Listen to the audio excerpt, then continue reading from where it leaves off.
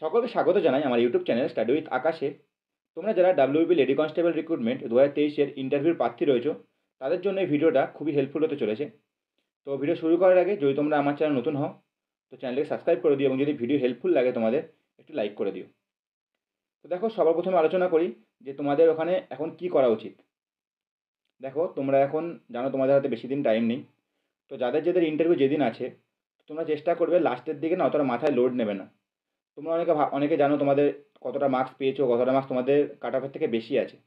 তো সেই হিসাবে তোমরা জানো, কেউ জানো তো তোমার 10 পেতে হবে, কেউ 11 পেতে হবে, কেউ 9 পেতে হবে, কারো 14 পেতে হবে, কারো 13 পেতে হবে। ঠিক আছে? অনেকে জানে যে তোমাদের ইন্টারভিউ বসে গেলে তোমরা পাস করে যাবে। এরকম ক্যান্ডিডেটও আছে বা এরকম বোনেরাও আছে। তো দেখো, আমি মনে করি তোমরা এসব এখন মাথার থেকে কিছু ভেবোই না। কেন, তোমাদের খুবই ক্ষতি করবে। কারণ তোমরা যখন যেদিনকার ইন্টারভিউ তোমার থাকবে, তোমরা ইন্টারভিউ হলে বসবে, তোমাদের মাথা ওটাই ঘুরবে তোমার 10 পেতে হবে, তোমাদের ভালো এক্সাম দিতে হবে। এতে তোমাদেরই ক্ষতি হবে। ঠিক আছে? তোমরা একটু মাথাটাকে প্রেশারটা কম করো। যাদের যেদিন পরীক্ষা থাকবে তার আগের দিন কম পড়াশুনো করবে, বেশি দরকার নেই, কম পড়াশুনো করবে, বেশি বাইরে ঘোরাফেরা করো, বাইরের লোকের সাথে কথা বলো, মনটাকে ফ্রি রাখো। এবং যেদিন এক্সাম দিতে যাবে সেদিনকার সকালবেলা কী করবে, কানে একটা হেডফোন লাগাবে, একটা ভালো গান শুনবে। আমি আই থিঙ্ক সবাই তোমরা গান শুনতে ভালোবাসো। তো গান শুনে আরামসে বেরিয়ে যাবে। মাথাটা যত ঠান্ডা রাখবে তোমরা কিন্তু নাম্বার বেশি পাবে।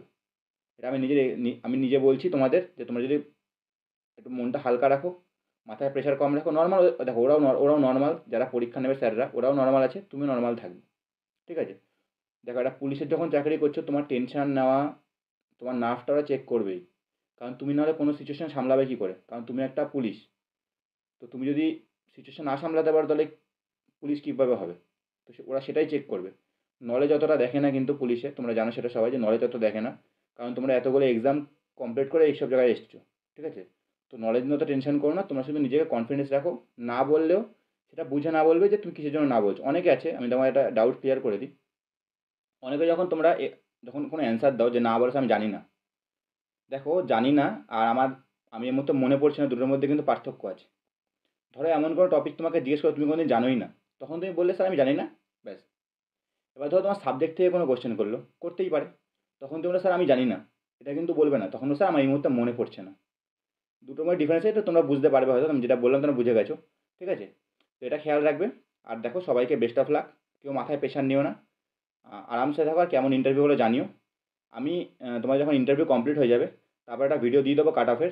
আমি একটুখানি ভিডিও মানে কটা ইন্টারভিউ দেখে নিই, যে কীরকম হচ্ছে, ক্যান্ডিডেটদের মুখ দিয়ে শুনে নিই যে কীরকম ওখানে ধরছে বা কী আসছে। তারপরে আমি একটা কাট অফ দিয়ে দেবো।